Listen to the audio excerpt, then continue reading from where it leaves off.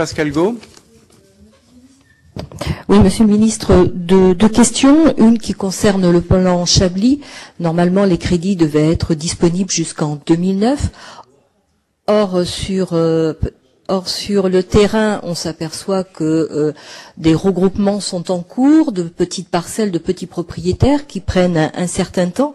Et on peut largement imaginer que le délai de 2009 sera insuffisant pour recréer ces remembrements de petites parcelles.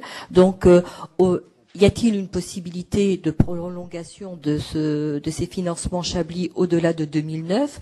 Si ce n'était pas le cas au niveau national, est-ce qu'il y a des possibilités européennes? Et la deuxième question concerne la viticulture. On sait qu'il y a un gros effort à apporter au niveau de la commercialisation par rapport aux nouveaux pays qui investissent très largement ce champ.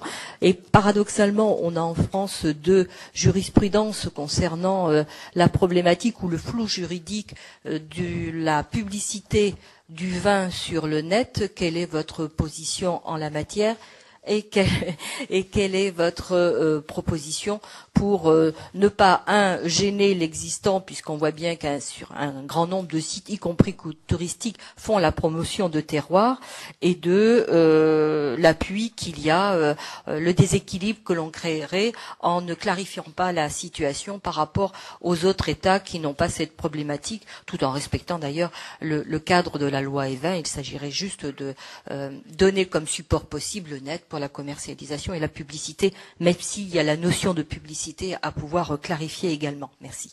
Répond à Madame Gaud, un point très important, qui n'est pas directement budgétaire, mais qui est compliqué, c'est celui de l'évolution de la loi E20. Je pense qu'il faudra qu'on soit intelligents ensemble sur cette question, qu'il n'y ait pas trop de polémique.